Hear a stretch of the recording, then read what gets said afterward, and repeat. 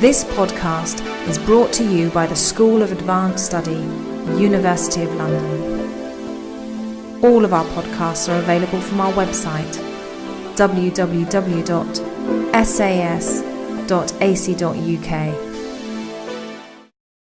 Okay, ladies and gentlemen, I think we'll make a start.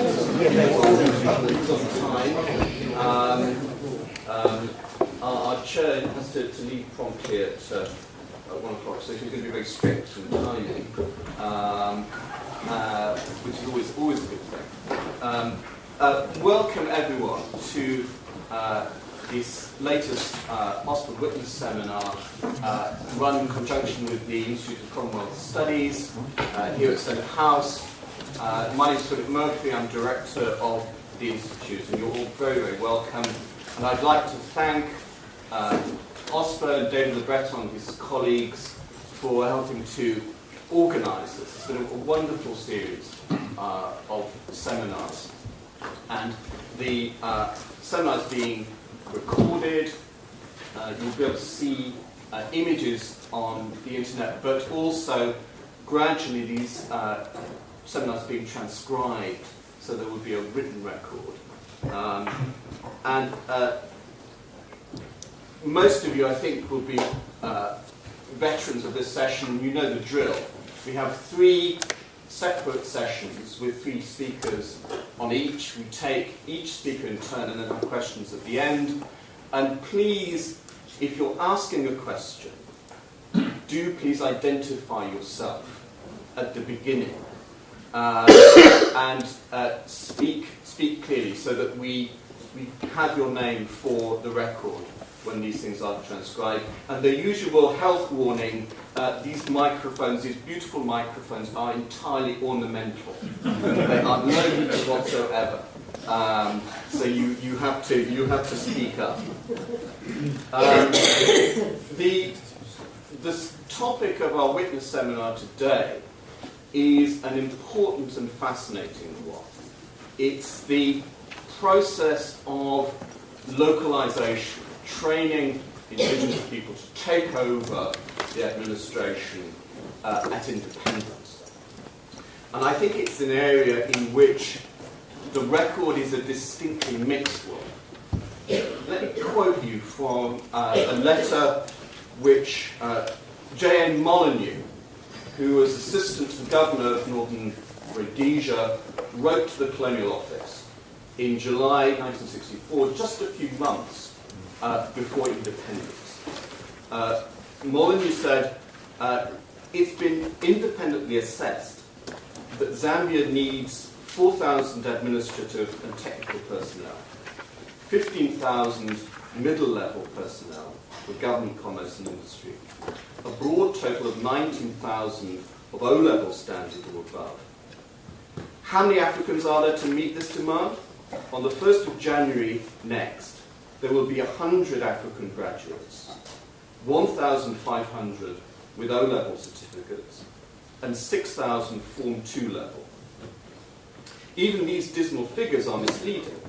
A recent selection board among O-level certificate holders for pilots and ground crews for the Northern Rhodesian Air Force failed to produce a single African with sufficient potential aptitude to make the grade.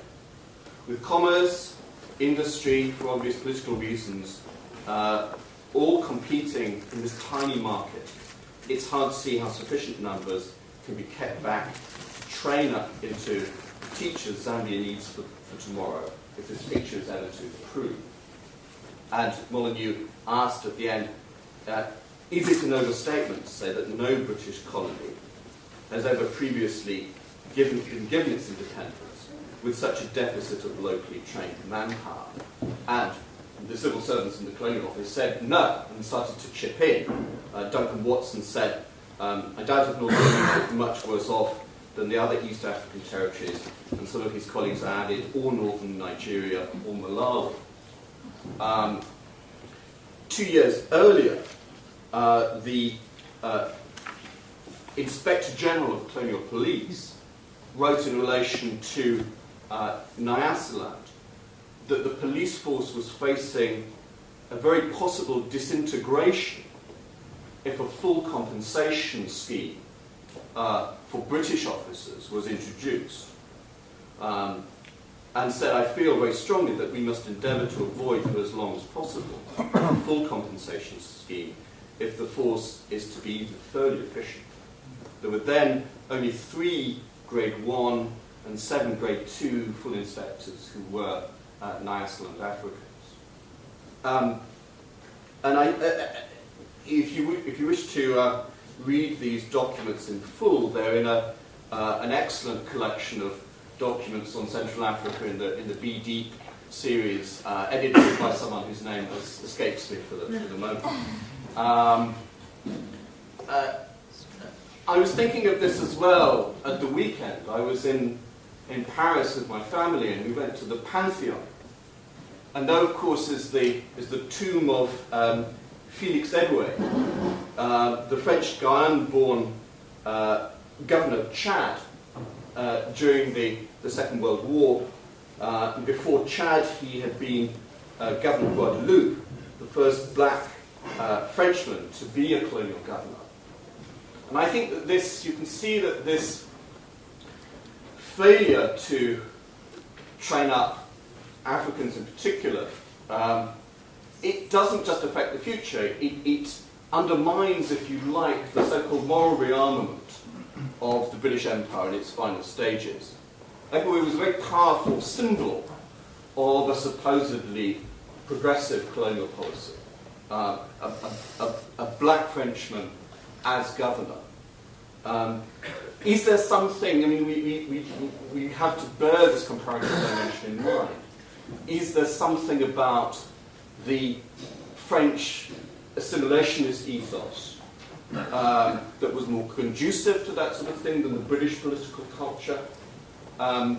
My old supervisor, doctoral supervisor, Tony Kirk-Green, who many of you will know, when we were undergraduates doing the imperialism and nationalism further subject, he would say, the one book you've got to read is Joyce Carey's Mr. Johnson, published in 1939. And of course, Johnson is a slightly comical and ultimately tragic figure in his efforts to emulate his European superiors. Is there something about that political culture that militated against bringing indigenous peoples up through the ranks? Of course, the record is mixed. It's better some places than others, and it would be very interesting to hear those kinds of comparisons, as well as hearing about the challenges. We have a series of broad questions to inform the discussion, which appeared in the latest OSPA newsletter. So, very briefly, what were the general policies of the colonial governments and post-independence governments towards indigenisation? When did localisation begin? When did the training for officers start? How was training influenced by international assistance? How soon were colonial officers replaced by local officers? What were the attitudes of the colonial office, the foreign office, towards this process? What were the challenges of the process of education? Were there ethnic considerations to be brought into account? And was the education system able to supply sufficient men and women capable of administering independent governments? So these broad questions will inform our discussions. I want to thank in advance and welcome 2 colleagues who are helping to chair these sessions. Dr. Tamson Pietsch from the University of Brunel, who is a lecturer in the history department, and as befits a former Rhodes Scholar, is interested in universities and empire and travelling scholarships and even travelling universities. So it's a fascinating new departure in her research. And Dr. Georgina Sinclair from the Open University, a specialist on colonial policing and security. And if any of you have policing backgrounds and you don't already appear as a footnote in one of Dr. Sinclair's articles, it's only a matter of time, and she'll search you out and find you. But do please talk to her if you haven't met her already. So it gives me great pleasure to hand over to Tamson Pietsch for the first session. Thank you. Thank you very much, Philip. It's lovely to be here. So our first session is on education and training. And for the benefit of our speakers, I'm going to give you a 15-minute warning, which means you have 5 minutes to go. But beginning is Eric Cunningham, who was Education Officer of the Gold Coast from 1952 to 62. So it just remains me to hand over to you, Eric. Yes, thank you. Good morning. This contribution to today's seminar has been prepared in consultation with a former colleague whose Gold Coast experience is exactly contemporaneous with my own, my friend Eric Earle, here this morning. When Eric and I first arrived at the Gold Coast as newly appointed education officers in August 1952, 60 years ago, we recently celebrated a different kind of Diamond Jubilee. We found the Gold Coast 6 months into internal self-government and localisation in very clear operation. When internal self-government was agreed in March 1952, Eric and I were halfway through a course all colonial service education officers had to complete, that for the postgraduate certificate in education, specially tailored by the Colonial Department of London University's Institute of Education. The Institute was then based here in Senate House, this very building, so there's a touch of nostalgia for us today. We were 2 of a group of 6 education officers appointed to the Gold Coast, and because of self-government, we were the last to be appointed on pensionable terms. With internal self-government, all the Gold Coast's internal affairs became the responsibility of a democratically elected government under Kwame Nkrumah's leadership. The UK government retained responsibility solely for defence and external affairs. Immediately on arrival, we experienced localisation in action.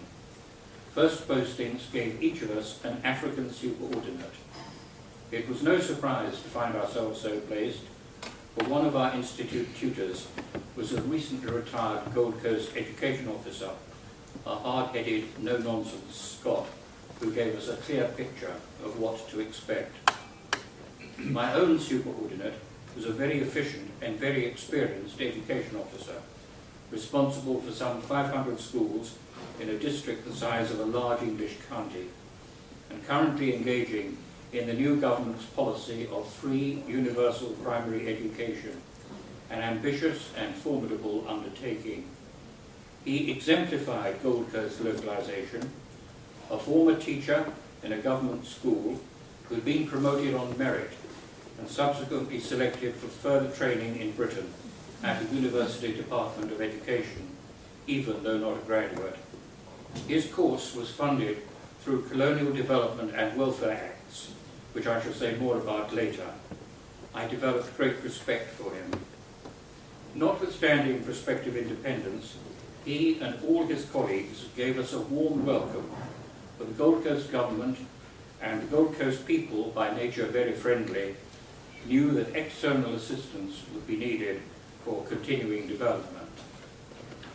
I remained in the Gold Coast, or Ghana as it became, for 10 years, 5 before independence and 5 after.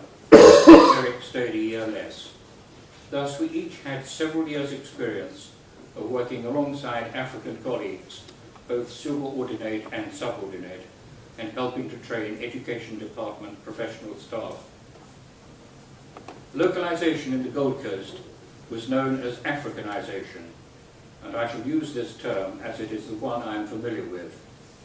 There are problems with the term, but now is not the time to explore them. Africanisation in the Gold Coast has a long history. Most certainly, it was not the product of a rush to independence. The history is relevant, so I speak of it briefly and selectively. Let me explain. There's a sense in which Britain's 4 West African territories, Nigeria, the Gold Coast, Sierra Leone and the Gambia, were never properly colonies, in that there were never any colonists. Europeans were always expatriates, never settlers. They could not own land. This resulted in a very different relationship between Europeans and Africans from that experienced in colonies where there were European settlers. This expatriation factor and the notorious West African climate, as you may know, West Africa was called the white man's grave, led to the use of local labour at all possible levels, the offspring of mixed marriages and liaisons often playing a major role in this practice. As colonial rule developed, the practice of using local labour at every level whenever possible continued. Contact with Europeans over many years had inspired coastal Africans, not only from the Gold Coast, to pursue Western education, and many acquired qualifications in Britain, particularly in law and medicine, and then established themselves in professional roles at home. Sir Hugh Clifford, appointed governor in 1912, saw that the civil service ignored and wasted this local talent. He had come from Ceylon, where it was customary to use it, and challenged colonial office policy of restricting Africans to the subordinate medical services. He won his case and appointed several African medical officers and the first African Crown Council. Thus, Africanisation was a government practice more than 40 years before independence in 1957. Clifford's successor, Sir Gordon Guggisberg, continued this policy. In his previous appointment as government surveyor, he had had face-to-face dealings with many Africans and knew them well. He created 20 special class appointments for Africans and promoted the training of African medical officers. A difficulty arose when, having appointed one to oversee the hospital in the mining town of Dunkwa, he ran into strong opposition from the European miners. This led to questions being asked in Parliament, but Guggisberg triumphed. Perhaps his best-known achievement is the founding in 1927 of Achimota School, whose alumni made a major contribution to Africanisation and to other Gold Coast development successes. His Africanisation policy led to the appointment as Achimota's Assistant Vice Principal of the distinguished Gold Coast educationalist Dr. James Agray, resident in the United States, who had been a member of the influential Phelps-Stokes Commission on Education in Africa. Succeeding governors did not share Clifford's and Guggisberg's vision, so the pace of Africanisation lessened. Nevertheless, the established policy continued, and the staff list for 1937, 20 years before independence, shows Africans in senior staff positions, principally in the medical, agricultural, judicial and education departments. Significantly, there were no Africans in senior posts in technical departments or political administration.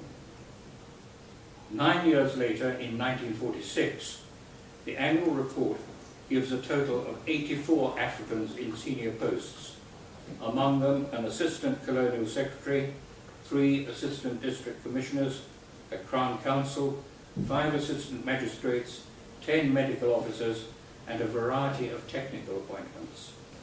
The scope of Africanisation has clearly widened.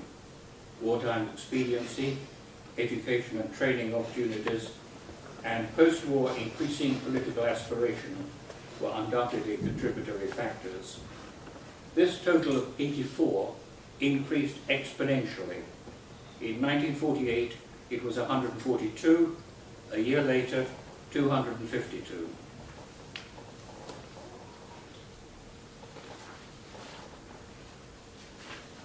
In 1955, 3 years before internal self-government and 2 before independence, In the education department, 7 of 17 senior education officers were African.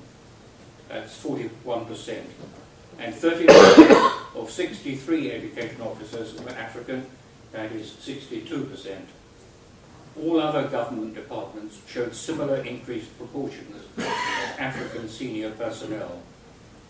Some of the more talented Africans in political administration that had been slow to Africanize were transferred to the new diplomatic service in preparation for independence, when Ghana would assume responsibility for external affairs. With internal self-government, the Gold Coast continued to recruit expatriates, but only on fixed-term contracts to meet immediate development needs. What facilitated Africanization in the immediate pre-independence period? 2 main thrusts can be identified.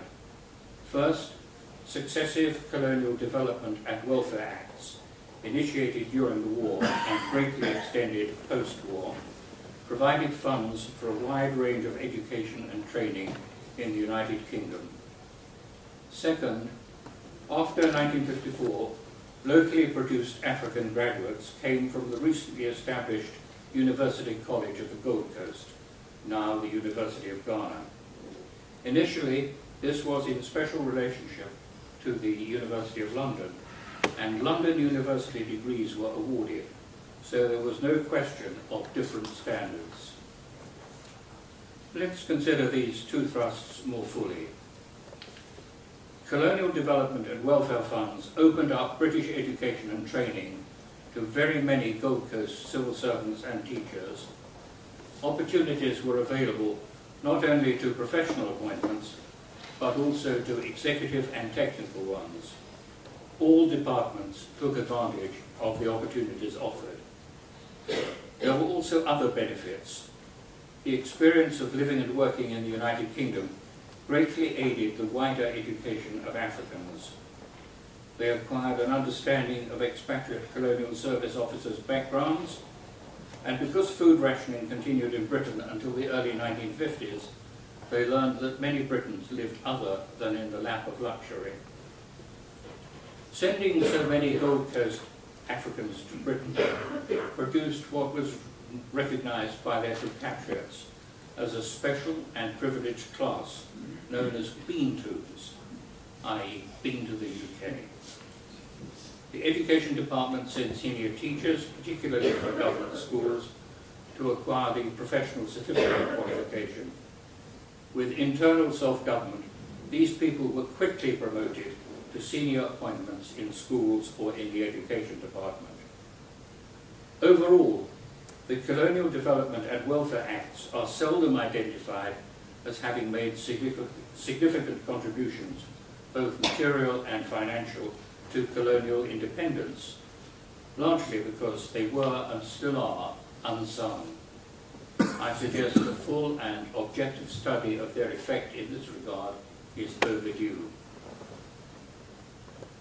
Several of the University College of Gold Coast first graduates joined the Education Department as education officers in 1954, numbers increasing annually thereafter. Having had a government-funded university education, graduates were obligated to take government appointments.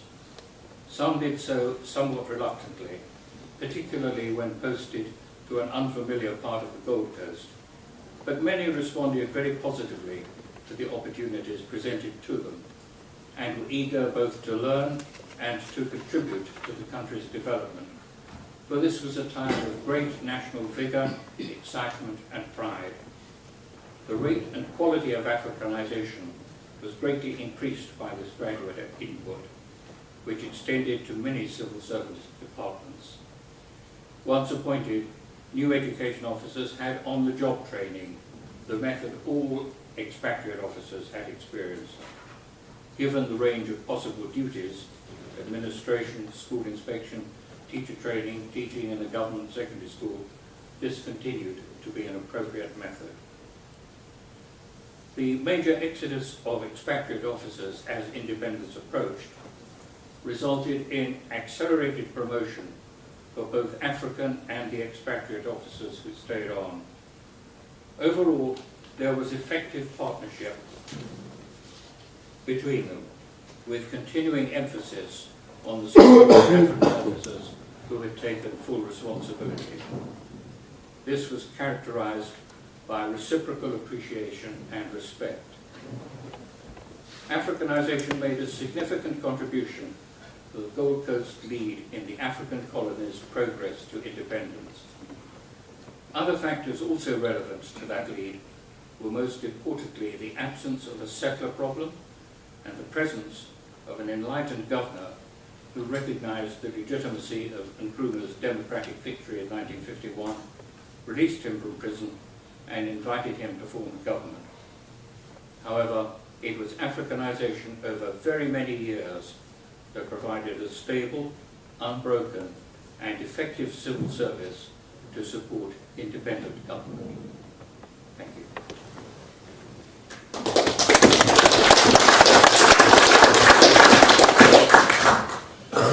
Thank you very much, Eric, and excellent timing. So second, we have Professor Michael Lee, who is at the University of Manchester and seconded to Uganda at Makerere University. Thank you, Michael. I am not reading a paper. I've already written a paper, but it was too long, I think. And I've got several other papers, if people are interested, which I can give you. My paper on my memories of the extramural class I was teaching, and also the Teachers for East Africa scheme. If you're interested in any of those papers, I can arrange for you to have. I thought it was interesting just simply to talk to you, rather than try and read a paper. I went to Uganda, happy coincidences. Bill Mackenzie, the boss of my Department of Government in the University of Manchester, had been at Balliol with Sir Bernard Bunsen, the head of the Makerere College. That coincidence led to him inviting people to come to Makerere in order to teach public administration. So we had a letter, volunteers were called for to go to teach public administration, run by Americans, as I'll say in a moment. Secondly, happy coincidence, we had planned a new syllabus, and therefore we were discussing how to have a course on decolonisation. Bill Mackenzie himself was going to give it, and I would be debuted to take over from him. So do you see the reasons why I went there? Was simply those accidents that gave me the possibility of helping for a short while, but also developing the syllabus for the Manchester graduates. Because I don't want to read a paper and give all the details, there are three things stick in my mind, clearly.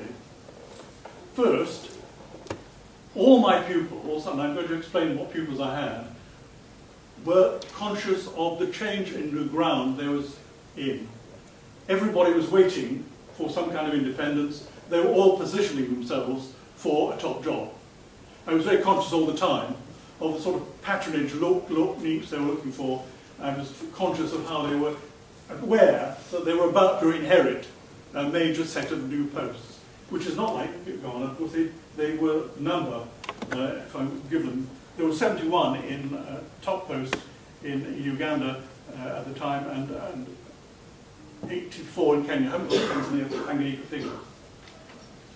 So that's my first thought. I was teaching people who were already looking for jobs. Secondly, and this is perhaps more difficult to say, my impression was that they all expected to get a job in which they had no experience whatsoever. They all expected to be promoted to a top salary in an organisation which they hadn't worked in or done anything with. The third thing I'm not sure about, those two things I'm sure about, the third thing is I'm not sure what hopes and fears people had at the time. Things were somehow difficult to say, because I was there taking part in a number of different roles. Not only was I teaching, and it sticks in my mind, perhaps you would also strike in yours, the most attentive audience I've had ever in my life was my lecture on the Soviet Union and the nature of party government in the Soviet Union. That sticks in my mind as one of the things that I've never had such an attentive audience following what I was saying. But I was doing other things as well as teaching. I was teaching the civil service training courses. I was Deputy Director of Civil Service Training because Jake Jacobs, who was running it, had to give me a title. This is my monument. The book is smuggled out of Uganda in the washing machine of Jean Aingham because it was banned by the government, having been published. So we had this sort of curious position of trying to somehow smuggle copies of the book out. That was the basis of our work. The second thing I was doing was teaching on, again, American-funded thing, diplomacy. We had a Carnegie course on diplomacy. So therefore I was teaching people who were about to join the new diplomatic services that were being created. Thirdly, I was extramural tutor because Arissa Karonde, some of you may have met Arissa Karonde, and he was an extramural tutor in Makerere, and he asked me to take over his extramural class, which met in the British Council Library every Wednesday evening. And in that, I had so many politicians and so many other people aspiring for jobs. Therefore, I was watching all the time the kind of people placing themselves in new positions in order to hope for the high posts that weren't going their way. And fourthly, and that was an odd thing which taught me how to learn about patronage, I was Radio Uganda correspondent for Today in Parliament. I had to record 12.5 minutes for a 15-minute talk, having been in the studio for Radio Uganda. We sat in the press gallery of Parliament and reported on it. I didn't do it every day, but I often did it. Therefore, again, I was meeting and looking at the patrons they were all looking at. I was aware of, therefore, the sort of world in which we were both moving. What can I say about this? I think there are two principal things I want to say about Makerere itself. Before 1950, it obviously was the place where Africanisation, localisation, was only at the technical level in technical departments. You know, as the number two or three, and never the top person. The top person was usually an expatriate of some kind, but if you look at the figures, e.g. in 1959 figures, when they took the biographies of each people they could find, out of 1,698, 937 people who would be graduate or diploma students from Makerere were in technical jobs of some kind in different technical departments, and 503 were teachers. So my first conscious awareness of what Makerere was doing, or had done, was that the technical diplomas, not the graduates. Well, that's my second point, that I find it very difficult to say what the graduates did and how many graduates there were. Because, as this is the old B2 point, they had so many of them were in America or in this country. Again, if you look at the figures for 1960, the number of graduates in UK were 575, and in the USA were 536. And my guess is that I can't show it. Out of the 883 people in Makerere at the time, only about 600 were on the graduate courses. So we were not looking at large numbers of graduates until that period, where they were hoping to get people out from Makerere to take these sort of jobs. What was the basic problem?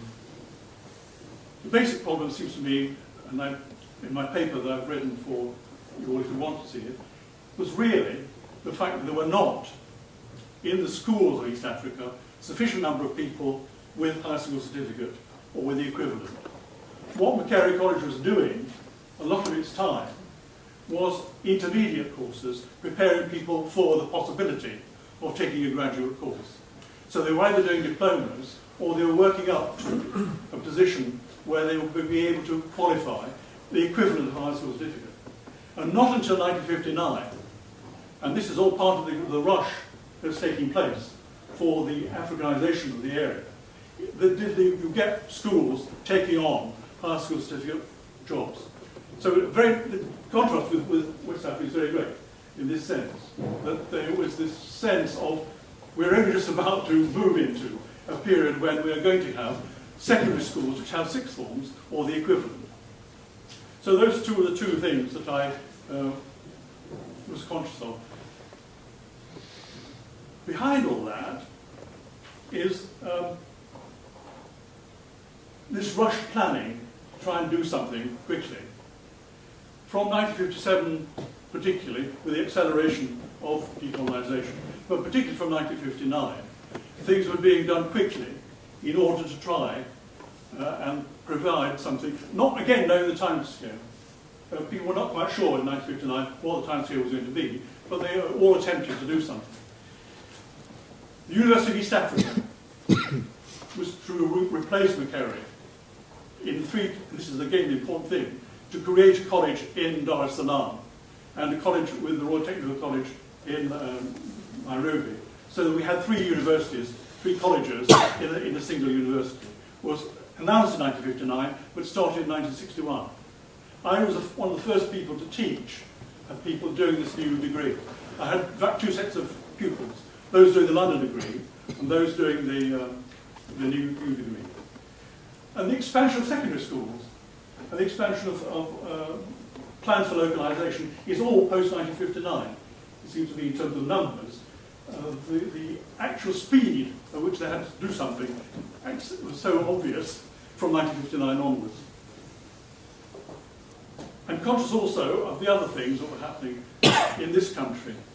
I mean, not only were all my pupils living through enormous changes that they were observing, but there was a sense in which people were aware that this country was changing from a colonial office to a Department of Technical Cooperation, to a system whereby you were thinking, how do you help people either coming to Britain or somewhere else? And therefore there was a rush, and that was expressed, no doubt, not particularly by the British Committee, wasn't it? Are you all aware of the British Committee? Setting up in 1961 a committee to look at training in this country. And there was, again, huge delays in doing it. It's amazing how the plans didn't really go very far. And I suppose this is the other thing I want to say. American money was extraordinarily obvious. We had a situation in which, in order to try and speed up things, the people doing it, or the money coming to it, was very much American money. I had, for instance, we had Tom Mboya was doing scholarships for American universities. Are you aware of that? Do you remember that sort of period when they were sending more and more people to America with the scholarship? Another example is the Princeton meeting to set up the Teacher East Africa scheme. Here's my paper. I wrote this paper for Colin Matthew, who unfortunately died. I mean, Colin met his wife in the Teachers of East Africa, and we were going to have a rally about Teachers of East Africa. So some years ago, I read this. But then again, the key thing is the American meeting in Princeton and the money coming out of America for this kind of exercise. And thirdly, again, I was teaching on, not only was the diplomats course American by funded, but the Americans were funding the public administration course, which we were sent to help with. It was the University of Chicago and other people who were sending Americans. The Ford Foundation had already built flats in Makerere for people Americans to live in. And there were already a number of people on scholarships. And I had, therefore, 5 American colleagues who were involved in all sorts of ways of teaching. They actually weren't teaching what I was in public administration, but there was this sense in which American money was building up the university, and American money could provide the university. E.g., if you look at the files, we only, in a sense, created a university college with our money in East Africa. Of course, we were conscious that if we didn't, the Americans would. The Americans would give things. One could see on the file how much they were conscious of the need in order to counter the possibilities of American money. So in a sense, there was a pride there that if Britain didn't do it, then it would be done by somebody else. So let's draw things to a conclusion, or think about the 3 things I was thinking about. First, and I don't want to go through any names, unless you would like me to. I mean, I had pupils who were positioning themselves and got jobs in this way, knowing that if they sat back well with the right kind of links, they could get a job straight away on graduation. Nobody wanted to do any postgraduate work. That was not an obvious thing to do. You went straight into something which you were expected to do. And I could give you a lot of things, well, particularly I think from my extramural class. We might have Gwale Kagwa, who became the Chief Justice of Uganda, or Sam Adaka, who was the Foreign Minister of Uganda. I had a number of politicians in my extramural class. Similarly, e.g., the boys who got their jobs so easily, Stanley Mbugua became City Treasurer to Nairobi, having no knowledge of accountancy and no nothing at all of what was expected of him. But he got an immediate job. What's another one? Lushonwa became Permanent Secretary of Zambia, of the Treasury. The chief, again, with no experience at all, other than the sort of things I'd be teaching him. Therefore, there was this strong sense of we are a generation that's going to inherit because of the actual opportunities of that moment. And this is where I get wrong. This is where your time will again fit, because I can just fit this easily in. I could not quite guess, because I was working so hard, what my bosses were really thinking about the Africanisation process they were going into. I didn't find it at all easy to see what were the assumptions behind, what were the hopes and fears. I'll give you an example and then we'll stop. My boss, Jake Jacobs, again, the man who edited this book, with all the work I've done, this is the work I did. Perhaps I should explain in a moment. We had 6-week courses for future permanent secretaries. It was the main thing I was doing. And we were doing them by making them go through the file and learn what might be possible for a minister to do on a particular file. So we wrote a case study, which was they were given to them in a little syndicate, and they then discussed.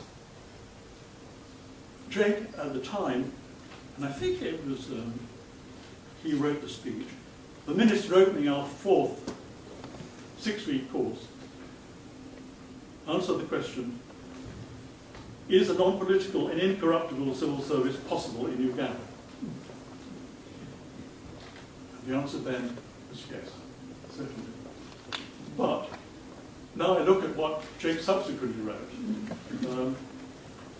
This is I cribbed from his essay for the RIPA. Do you remember the Royal Institute of Public Administration? I was editor of the Journal of Public Administration at the time. And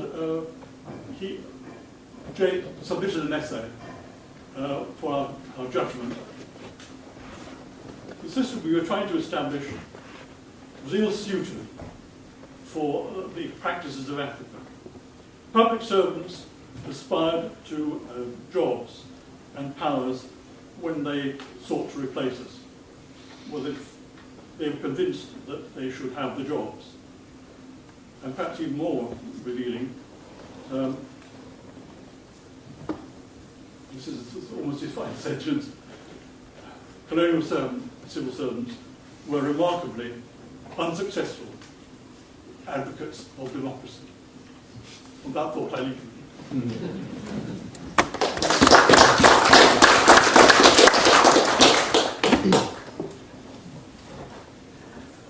So our final speaker in this session is Peter Wood, who was in Tanzania from 1957 to 69, then at Oxford from 69 to 90, and was with the Commonwealth Forestry Association as the Vice President. Thank you. Well, thank you very much. I think in comparison to what we've heard so far, this will perhaps be something of a worm's eye.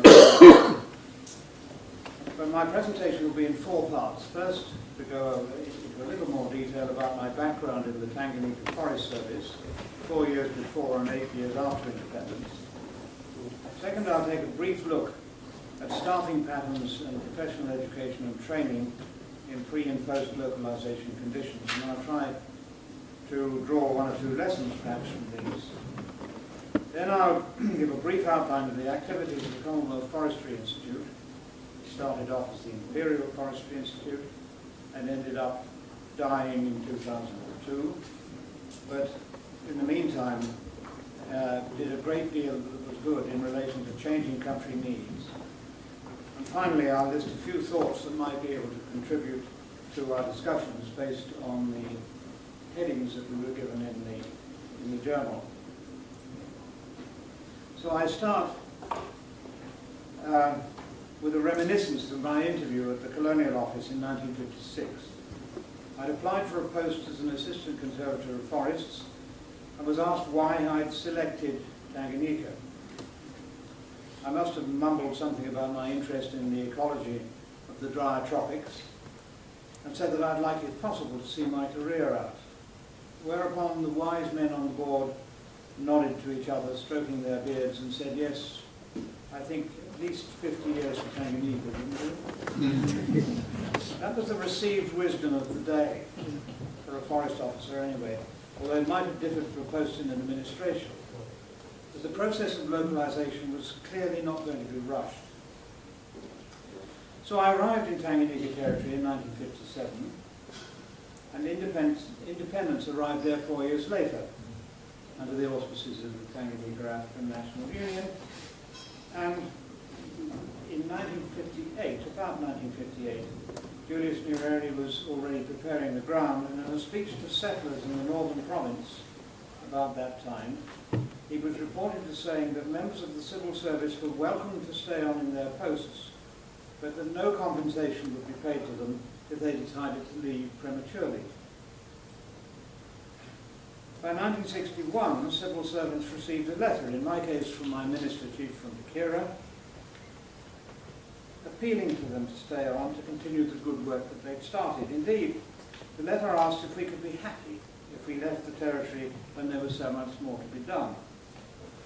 Compensation terms had already been worked out, but compensation encouraged staying on and discouraged localisation, and slowed it down. There were no local forest officers at that time, only one local agricultural officer, and expats were encouraged to stay on, although they weren't locked in. Now, although Tanganyika territory was a special case, an ex-German colony, a UN trust territory mandated to Britain, powerful settlers, and of course the groundnut experience, its unexpected rush to independence seemed to have been similar to that experienced in a number of other countries. Zambia might be another example. Certainly, a recently appointed officer like me might be forgiven for sensing that even President Nyerere himself was somewhat surprised that independence had come so soon. So I became part of a respected technical cadre, the Forest Department, rather a small one compared to the other departments in the country, but responsible for the country's forests. And as in the rest of East Africa, most of the forest industry was in private hands and run by Indian-owned family enterprises, many of whom continue to do the same to this day. The opportunities for employment in the private sector were clearly limited. After the introduction of African socialism in Tanzania in about 1966, most, though not all, of the remaining British expatriates in Tanzania were required to resign. I handed over to a Czechoslovakian scientist in 1969, joined a team at the Commonwealth Forestry Institute at Oxford, working on fast-growing industrial plantations for developing countries of the Commonwealth. That seemed to be one of the answers to the future for developing countries with forests at that time. Well, that was the end of my expat experience at that time. Staffing patterns before localisation. It seems to me that in the pre-independence, post-World War II situation, efforts were made to build up competent teams of mostly expatriate officers after the depredations of the war. The resulting massive resources of expertise, experience and information were unmatched anywhere else in the world, and certainly unmatched by any other colonial nation. And it encompassed both professional and technical grade staff. And the technical grade staff were carried the bulk of the transitional load. These resources were greatly supplemented by an ability to recruit experienced English personnel from other developed Commonwealth countries, which, incidentally, were still recruiting British graduate scientists themselves. Technical cadres could call on the resources of specialised scientific laboratories for research, advice and training, and they included the Royal Botanic Garden at Kew, the Institute of Tropical Medicine, CABI, Commonwealth Agricultural Bureau International, and the Commonwealth Forestry Institute already mentioned.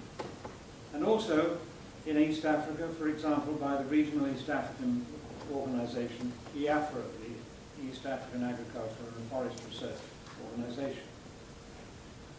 Taking a long view, as all these aspects did, helped to build a civil service that was able to respond quickly to changing political conditions and was inherently stable. However, long views were shortening in the early days of the new governments. The highest priority was, of course, university education for the next generation of government officials.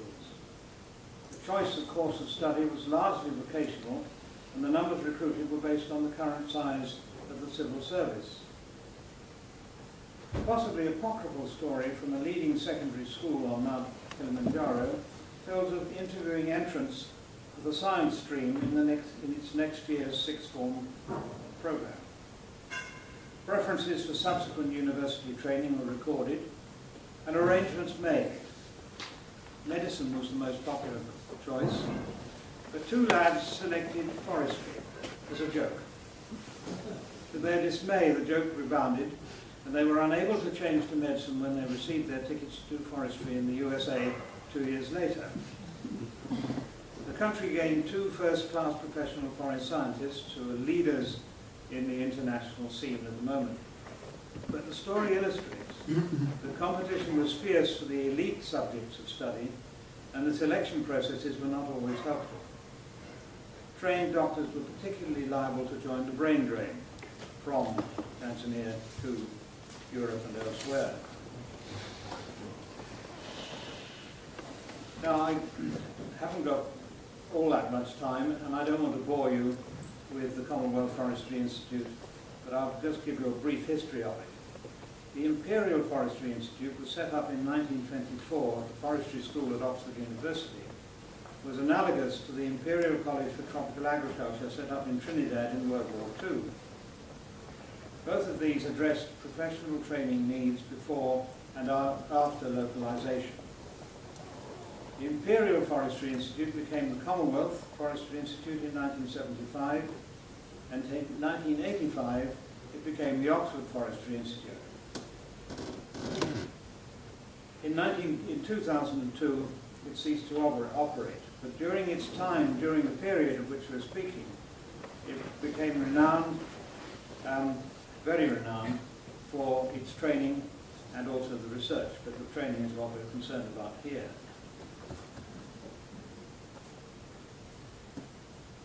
In 1973, President Makerere made a state visit to this country and was invited to go to Oxford. He was and still is a leading author of the Oxford University Press. He was given the Sheldonian Theatre to give a lecture in, which had standing room only, and he had lunch with the Chancellor. But the only place he asked to go to was the Forest Department, and spent 3 or 4 hours, much to the chagrin of the more senior people in the university hierarchy, that this was what the President wanted to go and see. And another small anecdote was that when, in one developing country, the head of the British Council was addressing his local staff, and he asked them whether they'd heard of Oxford University. Well, of course they had.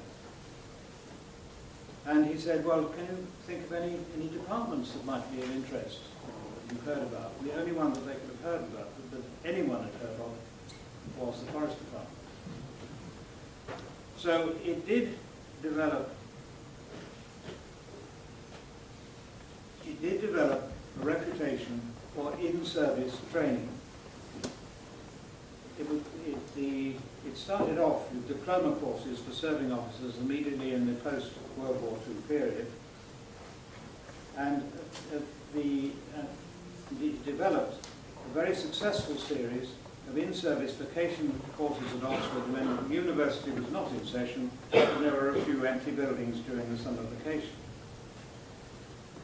The success of the Commonwealth Forestry Institute in post-localisation training was based on a number of factors. First of all, the Commonwealth Forestry Institute staff had extensive field and colonial experience, and they were continuously renewed with recent early retirees and Commonwealth researchers and teachers from other Commonwealth countries. It was based in a strong university environment. The Institute had wide, highly engaged contacts throughout the world. It housed the World Reference Library for Forests. Together with CABI, the Commonwealth Agricultural Bureau International, it maintained and made available information banks. It supported global linkages and research collaboration, and it researched and trained in priorities identified by the Commonwealth countries themselves. Its in-summer training courses were of a high standard and relevant, and I can give some more details if anyone's interested of the subjects available, but I don't think we've got all that much time to consider what subjects the Commonwealth countries thought they needed training in. Now finally, I've just reacted to some of the points that we were given in the journal recently. Localisation policy of governments, both colonial and independent, often stopped when a Brit had been replaced by a local. But this wasn't an achievement. This was only the beginning. And I think that some mistakes were made there. Training for new regimes started with the administration and some of the police, and quite rightly, and one of the courses, the crash programs initiated by the Kenya Institute of Administration is a good example. But in-country training institutes for the lower grade staff were upgraded, and national education systems responded quite well to the need for in-country training at the transitional period. Technical grades continued to be used in professional posts and stopped the gap while training was going on.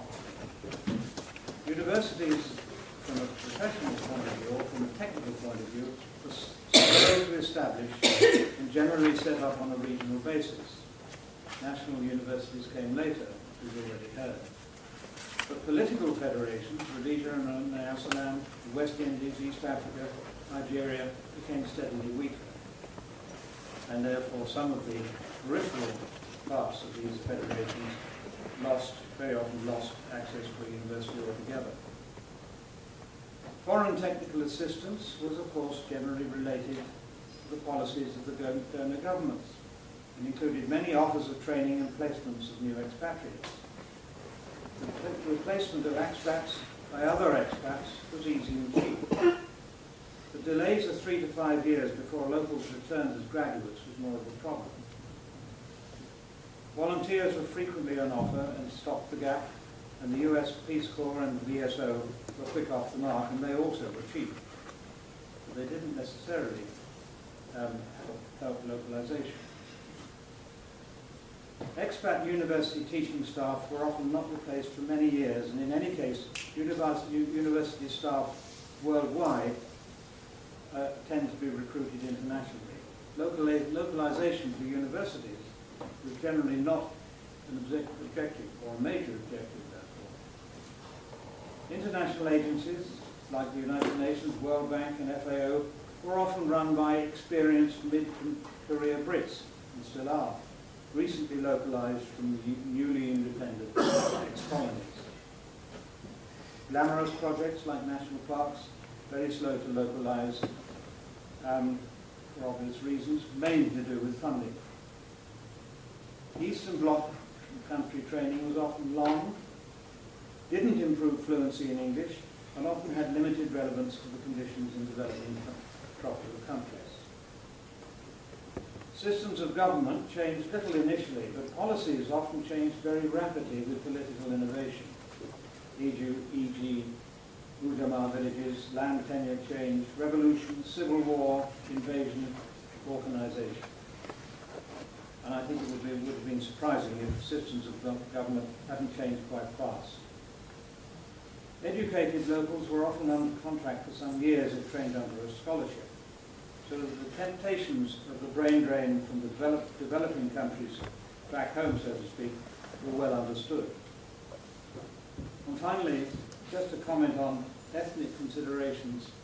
They certainly existed, although some countries successfully continued colonial posting systems, as India has, for example, where adopting new languages is also often needed. And finally, just a comment on mission schools often favoured particular areas of the country, leading to considerable imbalances in the backgrounds of candidates in particular specialisations. I'm going to stop there, although there is some more information that I can present, if anyone wants it, on the kinds of courses that are run by the Commonwealth Forestry Institute in their summer course program. Thank you very much.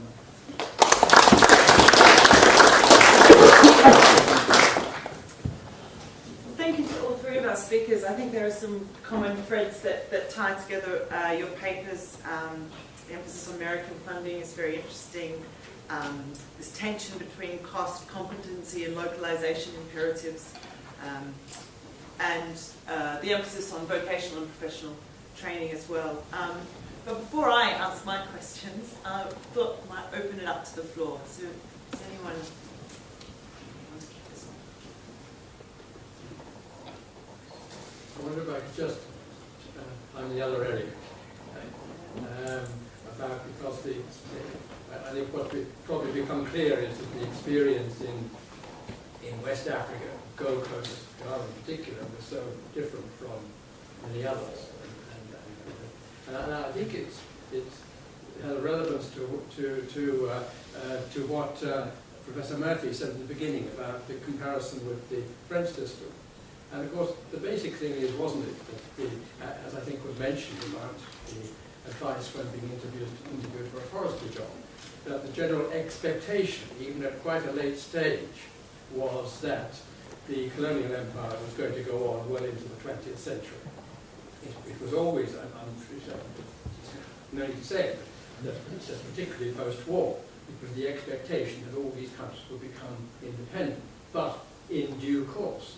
And the thing, of course, which resulted in an absolute stampede, one by one, as described in Zambia and so on, is that what happened in the Gold Coast under the pressing demands from Kwame Nkrumah, initially internal self-government, and then, as the motto was of his party, the CPP, SG now, not in 10 years' time or 5 years' time or whatever, but SG now.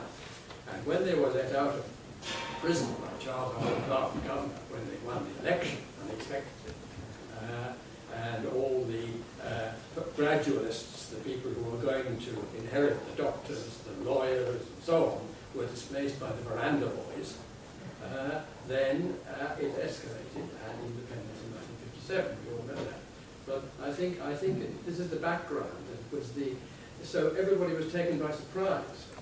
And so, even at a late stage in the colonial office, they were saying, as was said to us education officers when we inquired about our prospects, they said, yes, it's all going a bit faster than we thought it was going to, but, it'll see you out, boy. So, and that was a genuine view of the colonial office and the authorities, totally, in retrospect, unrealistic, but the forces of history took over. Not desperate. No, thank you very much. And just if I can remind people to identify themselves. Sorry. Hubert Allen, also Uganda. Just two little comments. One to endorse that. I was one of 3 or 4 young district officers, relatively young district officers, called into the government house in 1959 by the acting governor, Charles Hartnell. he said, all this nonsense about imminent independence, pretty good, she thought, pretty good. And we felt insulted because it was so obviously I think we genuinely believed. And the other little point, you quite rightly said that we were, Mr. Lees quite rightly said that we failed self-democracy later on. But I don't think this takes into account, people tend not to take into account the enormous ethnic problems in particularly Uganda and Kenya. I myself was attempting to sell democracy in Uganda at one stage, and the chief got up at the back of the local Commonwealth chief and said, this democracy you're talking about is all very fine, but what we're worried about is that our age-old culture will be swamped by a lot of black savages from the north. Now, sadly, that was in a sense true. But, it did make promoting democracy a real headache. Thank you, Madam Chairman. My perspective is slightly different. Essentially, having come into the civil service in a colonial territory immediately after independence, and went into it just as the vacuum was emerging by the exit of the colonial administration. I feel that I, having gone into the civil service in Kenya in 1962 and stepped into the vacuum that was being created by the departure of colonial civil servants in Ministry of Finance, it was very interesting that immediately my career saw a very rapid acceleration in promotion, which I don't think I could have anticipated either in the colonial administration or anywhere else, because within a period of 14 years, I had risen to the position of Director of Statistics in Kenya. And I feel that by the time I came out of the civil service in '81, we had maintained essentially the standards and the scope of work that we had been inherited and expected to undertake. Kenya went through a very rapid transition of economy and society in the 20 years. In my case, I think there was a tremendous deficit of indigenous manpower right through the spectrum of service, starting from school leavers to graduates. It was a task to hold the service together, and in that, perhaps one ought to acknowledge the role that was played by the technical assistance that we could access. In my 20 years in Ministry of Finance, it's amazing how much technical assistance was availed by individuals like me and was available to maintain the service. Without that technical assistance, there would have been chaos. And most of the technical assistance that had been accorded to us, much of it came from the colonial power. So the role that was played by people, institutions in this country like ODA and ODI, I need not mention the fact that has been repeatedly mentioned that Vince Cable, for instance, was one of the individuals whom we had accessed at that time, and he worked with me in Ministry of Finance at that time. Lord Oakeshott is another one. Now, all these people did hold the hand of individuals like me.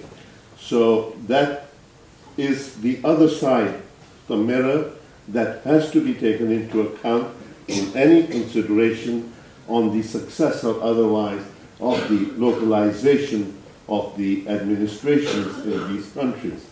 Now, I think there is a deficit side too. By the time I came out of the civil service in Kenya in 1981, I dare say I could say we held the flag. We held the place together. But there was steady erosion of standards which had set in. And the impact of these erosion of these standards hit at least Kenya and I dare say East Africa in late 80s and 90s, by which time the impact of declining standards, ethics, and corruption was beginning to hit. So that's the story which I thought I would relay here to complete the picture on the other side on what happened in these countries after independence. My experience was essentially confined to the central ministries in Kenya government. I know later you will talk about administration, and I may have something to add there. But as far as the central administration in Kenya is concerned, this is what had happened. We individuals who were, I came in as a localized officer, found it very difficult at times to manage the place in keeping the access to technical assistance that we felt we needed, at the same time the pressure that we had to cope with from down below of indigenous officers who felt they were being restricted in their career prospects. This was not easy. Thank you. Thank you very much. So we have one here in the front. Last Payne, I was a district officer, community development officer in Northern Rhodesia, Zambia, 10 years. I'd just like to comment on the opening remarks by Professor Murphy and then the excellent talk from Eric Cunningham. The contrast between the Gold Coast and what I saw in Northern Rhodesia and the facts that Philip Murphy gave. Why was there such a difference?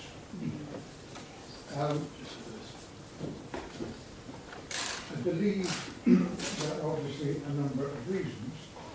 I think fundamental was the policy of HM Treasury to its empire over centuries. The empire's fine as long as it doesn't cost us any money.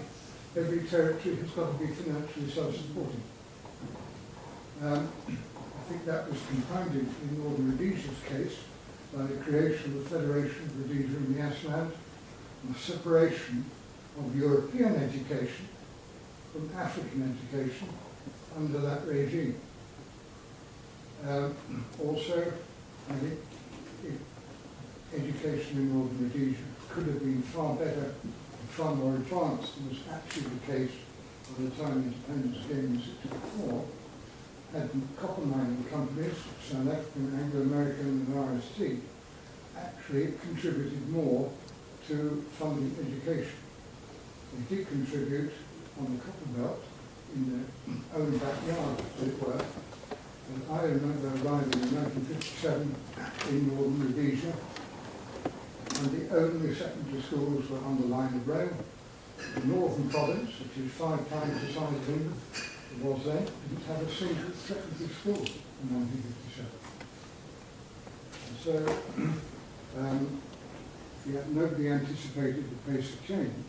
When you look at what's happening in the Gold Coast, I think we can say there was a deficit there that somebody, somewhere, really ought to have recognised long before.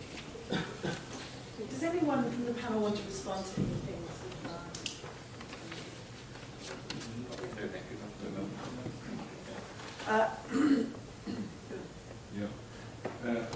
My name is John Ducker. I was in the Aid and Protectorate, but I'm not going to talk about that just a moment. I also have been working on a comparative study in connection with decolonisation, and I wanted to pick up one of the points that Professor Lee made in regard to some of the students he was teaching who were expected to walk into senior jobs. And I'd like to do so by quoting an extract from a Colonial Office minute of 1953 in respect to the Gold Coast, which reads, "The speed of constitutional advance has far outstripped the rate of Africanisation. No European would claim that an inexperienced European junior officer, however distinguished his academic career, could in a year or two accumulate the experience and judgment required of a holder of a senior post. Yet it is on the belief in the fitness of Africans for promotion as rapidly as this that at least part of the case for accelerated Africanisation rests." In other words, what they were concerned with was the constitutional changes were taking place much more rapidly than Africanisation of the civil service could take place in a responsible manner. There have been suggestions that some of the people who did walk into these positions did very well, and I have no doubt that's true, but there were many exceptions to that.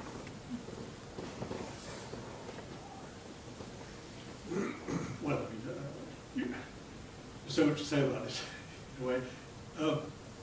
Looking at my pupils, and I kept in touch with quite a number of them, corruption came very close. E.g. Localisation was so corrupt. Well, his corruption took the form of giving me a Mercedes and a driver every time I went to Zambia. But he couldn't survive very long, even Cromwell thought he was too corrupt. So a number of the people I taught were very short in terms of their period in the office. Of course, they went away, they were found rich making, so to speak. Yeah. So I could just talk about a lot of the people I was teaching in that way. Could we not also agree that corruption is something we are hardly in a position to talk about in this country, particularly the performance of the public services in the past half century? Yes. I think that's absolutely rubbish. I'm supposed to speak out of turn and not introduce myself.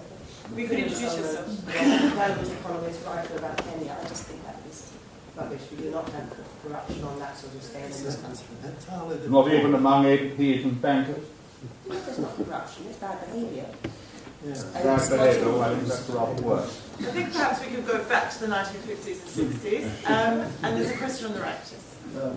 Patrick Walker, out of Uganda. The first time that the question of promoting Africans to senior positions was in 1952, and then only shortly after that, in 1954, the Ledbury Commission recommended a unified civil service, and then the Public Service Commission was established. And yet nevertheless, it was very slow in identifying administrative officers. And in 1960, the Public Service Commission reported that, and that was only 2 years before independence, that there were only 19 African officers in an establishment of 95. And again, there were 21 administrative officers. And even in 61, that is 1 year before independence, the Public Service Commission were looking through at assistant district administrative officers to see whether there were any suitable for promotion for the next stage. And they only found 7. So the first Africans who came on the Devonshire course, there were 2 of them in 1955 when I received the course. And it's very slow it's extremely difficult to see how it could have been speeded up, given the, as it were, the old standards. Now, what are you going to do to change new standards? Do you take a jump in the dark, or do you just wait and see? But we were very slow. What I don't know is how the people I was teaching were selected. Because we had this system whereby there were 6-week courses for future permanent secretaries. And because I was working so hard on other things, I don't know how this selection was made. Because there was one stage in my life when I think I knew every permanent secretary in East Africa, because they were all through the system that I was helping with. So we had a point when I was aware of the difficulties of so many people who talked to me about this job. They had landed in by this sort of accidents of the time. So that's why I think I made the point that I was aware of all these things. What I wasn't aware of, and this is the interesting thing, I wasn't aware, I was working so hard, I wasn't aware really what the real hopes and feelings of my bosses were.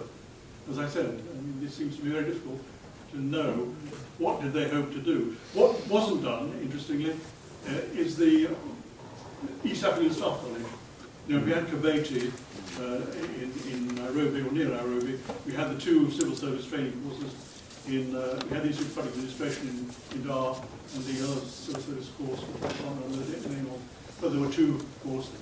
And then the Uganda course. But the whole idea originally was to make a staff college possible for the whole of the 3 territories and have a kind of selection of candidates to go to it.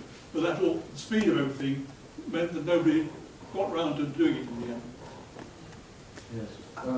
Sorry, could I just tiny supplement?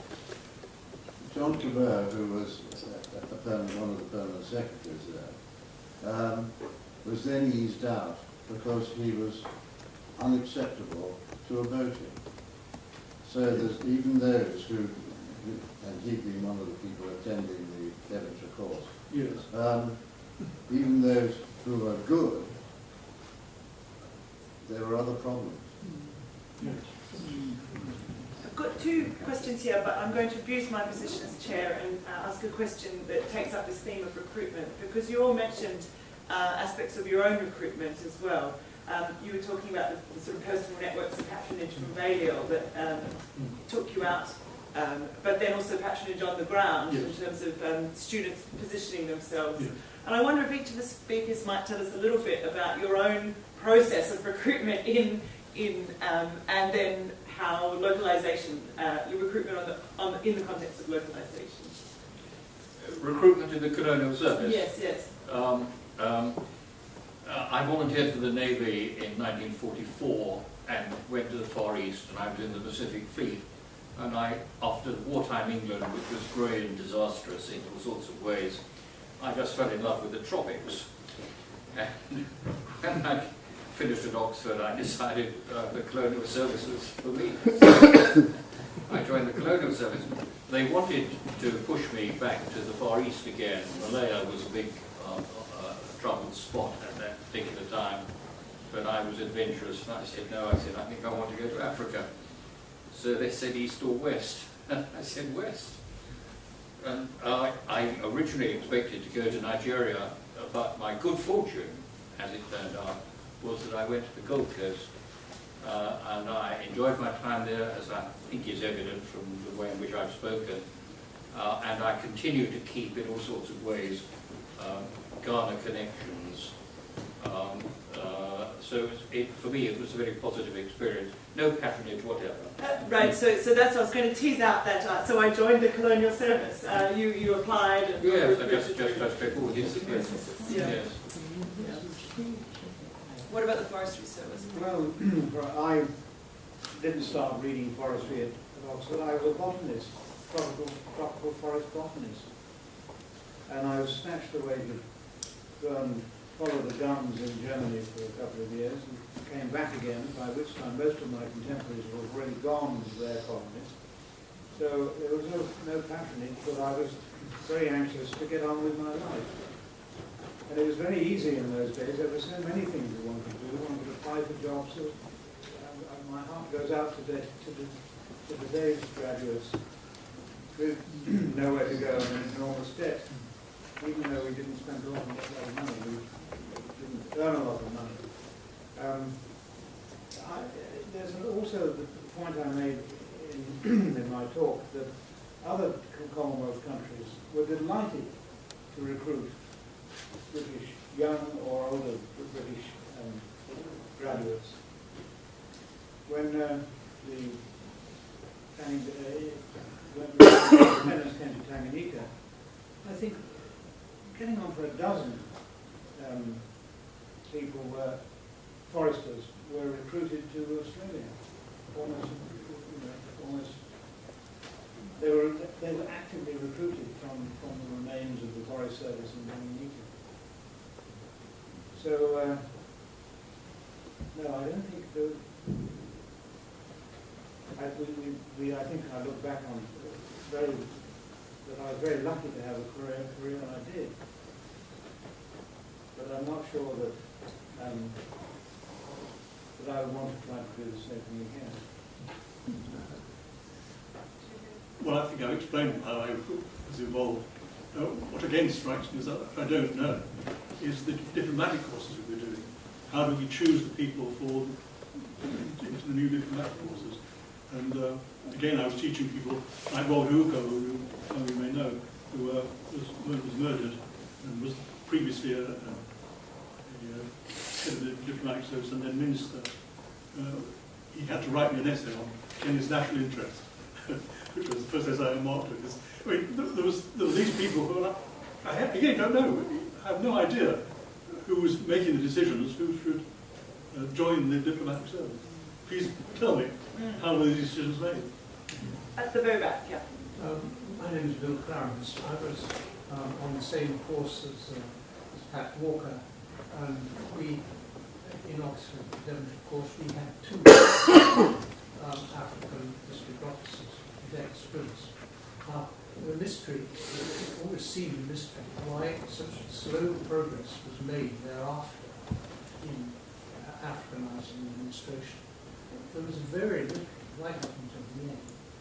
And I often wondered why, because Uganda was more advanced than any other East African country. And I would have expected the administration to be more Africanized. I think perhaps even Alan provided the answer when he said that the Chief Secretary of the acting government, Hartwell, said that it seemed to have a perception that we'd be in the country for another 20 years. It's most unfortunate that these misperceptions were taken. I think that is the answer why Africanization was so slow in the administration. I got 4 relevant points, and I think it's important, at the risk of upsetting the majority of the audience here. My name is Chris Cochrane, and I was a colonial public servant for 15 years in the Pacific Islands in the decade following what I call out of Africa decades. And parallels are amazing, but sad. The same time lag, politics for independence was way ahead of education and training supply, because Britain forced the Solomon Islands into independence against its will. And that caused a rush to localise, which caused a dreadful consequence 15 to 20 years later. And the other thing which is so terribly important, localisation was based on the-job training of graduates, diplomates, certificates, technicals, specialists, using lay trainers on the job, expatriates. And if you think about that, that's absolutely unprofessional. It's only now, when I wrote this, my talk comes later, I realised how daft that was and irresponsible. Because how many of you here are good at training? Think of bringing up your own children. The vast majority were tough and hard. And it was very unfair on the replacements. And you combine that with the time lag of politics, independence targets, way ahead of education and training. I hang my head in shame.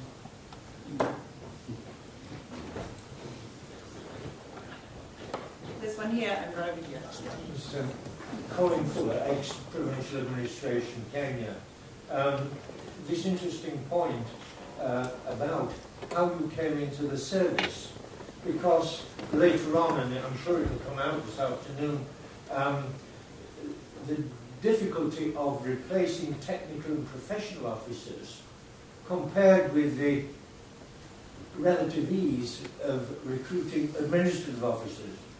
The administration was primus inter pares, they were the bosses, and yet you didn't really need any particular expertise to do it.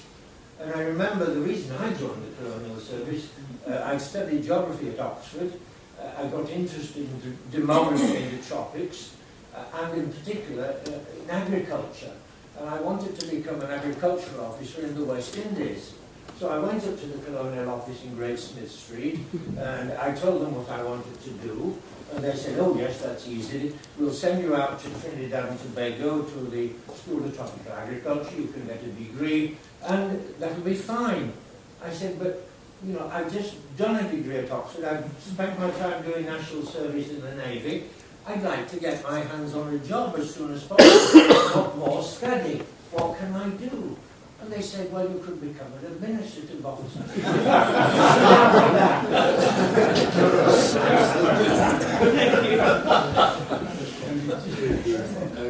Hilary Sumner, I'm a development economist. I've been working in technical assistance for many years, and also been writing about Kenya over the last few years. And I'm the daughter of Empire in the sense I was born in Kenya. Which has nothing to do with the point I was going to make, which is that actually in the late 40s, early 50s, the government, the UK government, was hugely aware that independence would come 20 years hence, as several people have said.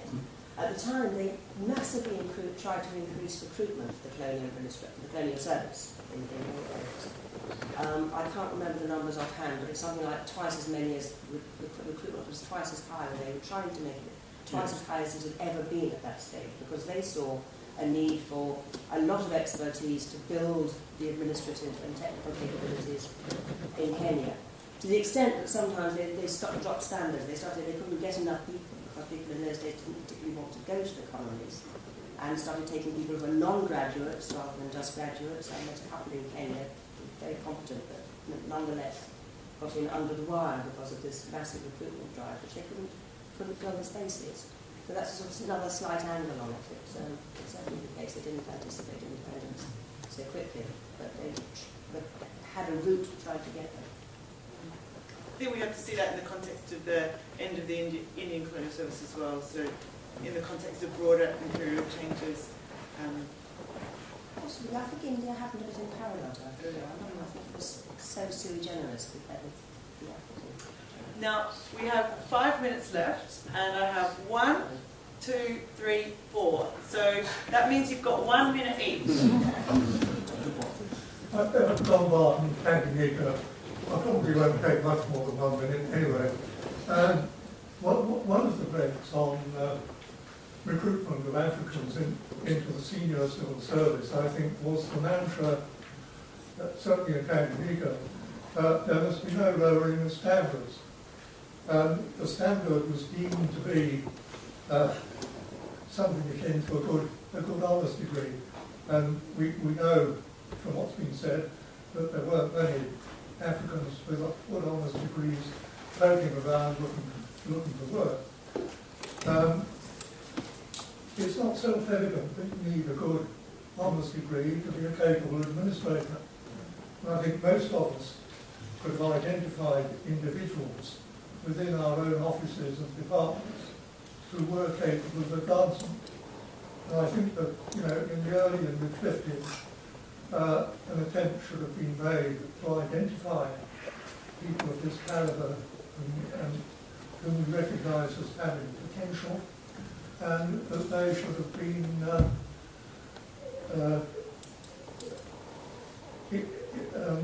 sent on appropriate training courses, probably not more than a year, and with the expectation that there'd be a certain amount of wastage, but also that the process of Africanisation would have been accelerated. Thank you. I have two short questions. One to Peter Wood. Is it the case then that there's no forestry faculty in Oxford now? And if so, why? I can talk to you in more detail over lunch perhaps, but yes, it is true. There is no forestry faculty, there's no agriculture faculty. They perhaps have had their time, but they played a very important role during this period that we're discussing. My time. And the other one to Michael Lee. I'm amazed at what he said about the amount of money that is coming from America to promote training. Because I hadn't heard of this before. I was in Sudan and northern Rhodesia, Zambia, and no sign of it there. Why was it directed just to America, just to East Africa? I don't think I know the answer to that. Well, one point may be that Tanganyika, at any rate, was a United Nations Trust territory, Yes. and not a British colony. Yeah. But I don't know about the others. Tim Tawney, District Officer, Tanganyika. A flippant anecdote with a serious undertone to pick up Colin Fuller's point about the difficulty of replacing staff at a rapid transitional stage.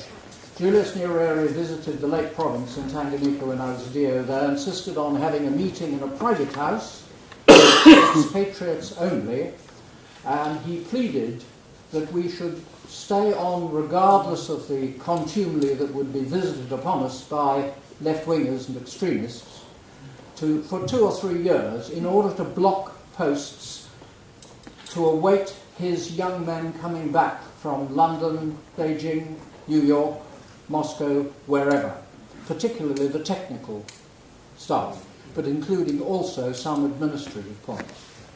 So he was pleading for us not to go too quickly. The flippant point, and this was Nyerere himself being what is now politically incorrect. He said, "I have come here today with my good friend Captain Cadwallader in the Survey's aircraft. Had I been offered a black pilot, I would have come by train." And our final comment. Just a very quick one. I think looking at it from the other side of the fence, the system that we inherited at independence was unduly hierarchical and elitist. And this is reflected in the training focal points that we had, where we could access indigenous manpower, and the emphasis and the role played by, for instance, in Kenya, Alliance High School, and in Uganda, Budo King's College, and Makerere. Makerere was the alma mater for a long time for the whole of East and Central Africa, and that was totally inadequate. Thank you very much. So it just remains for me to thank Tu and our third speaker in his absence for a wonderful opening session. So if you could all join me in